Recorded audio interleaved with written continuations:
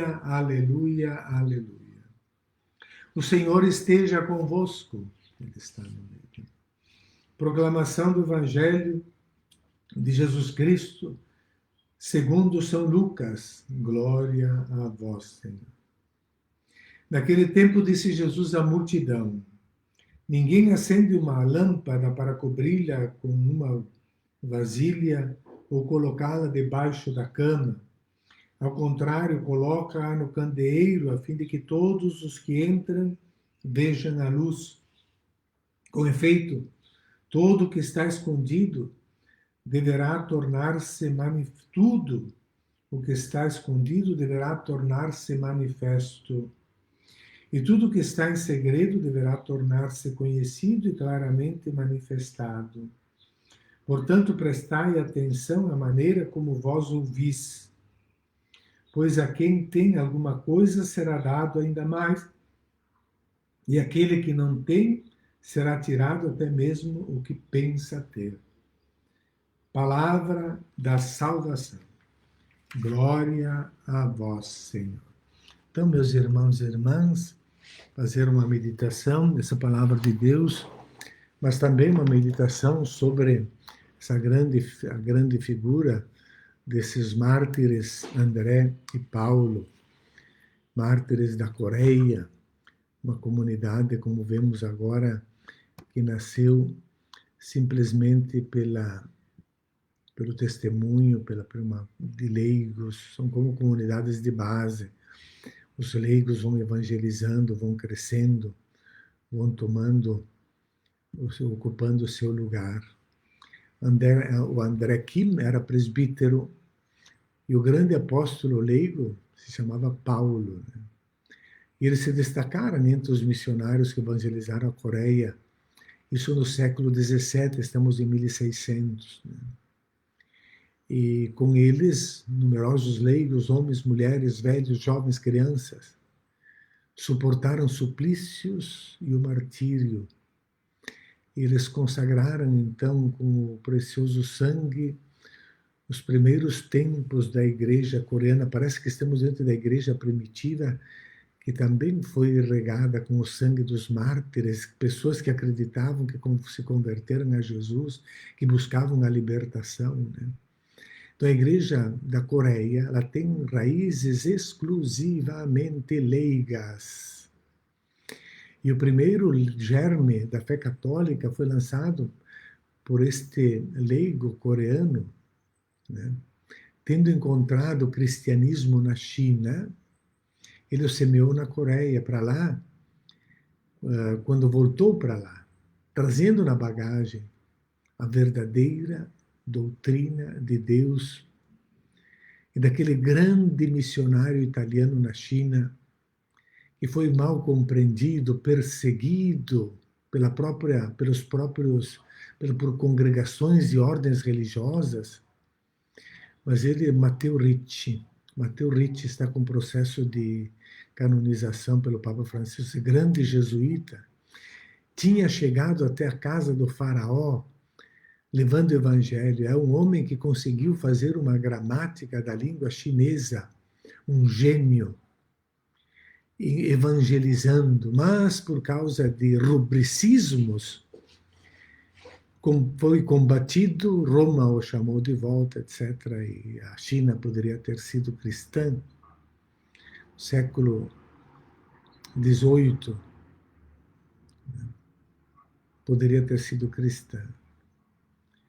E então, esta semente pequena, como a do grão de mostarda, ela foi fecundada e gerou 103 membros da comunidade cristã que foram martirizados. Então, entre eles estava esse presbítero, André Kim Tae-gong, e esse Paulo Chong Hazang, leigo que levou. Então, as perseguições duraram de 1839 até 1867. Então, abatiam-se sobre os cristãos como ondas essas perseguições. Mas ao invés da perseguição, é como acontece também hoje, ao invés da perseguição sufocar a fé dos cristãos e cristãs coreanas, despertaram uma primavera do espírito como nos primeiros séculos do cristianismo. Então, mais uma vez se verificava o diagnóstico daquela famosa frase desse historiador tertuliano, que o sangue dos mártires é semente de cristãos. Então, esse presbítero, André Kim Tae-gon, ele narrou uma linguagem simples, às vésperas do martírio, a aventura dessa empresa apostólica, inspirado na parábola do semeador.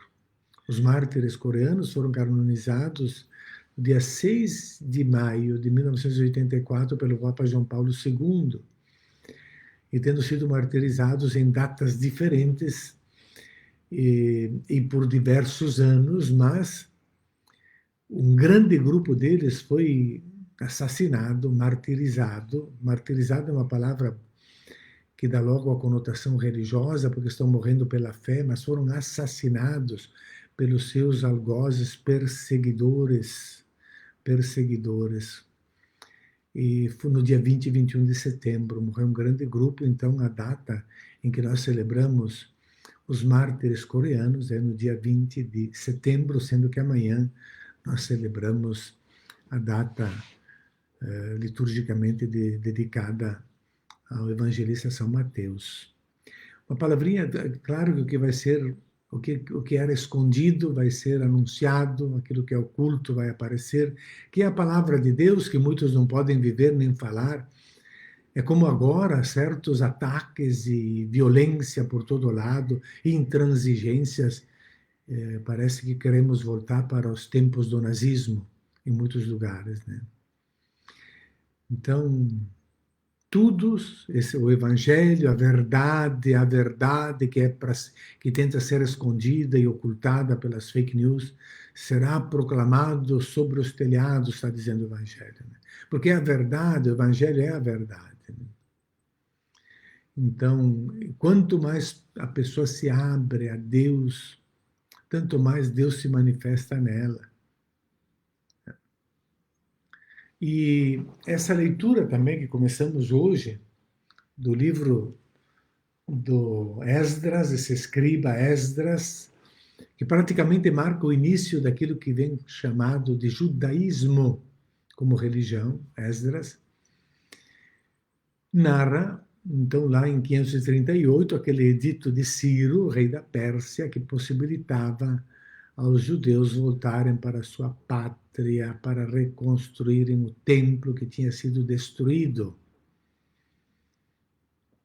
Então Deus, diz Esdras, que Deus inspirou Ciro e motivou e fez esse decreto pedindo que todos colaborem e que os judeus voltem lá para reconstruir e partilhem ouro, prata, recursos para a reconstrução do templo.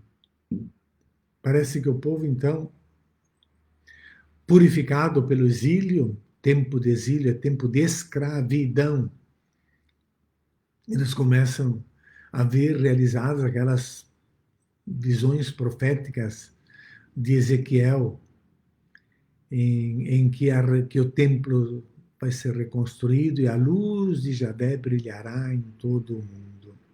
Que essa luz possa brilhar também em nosso coração nesta Santa Missa.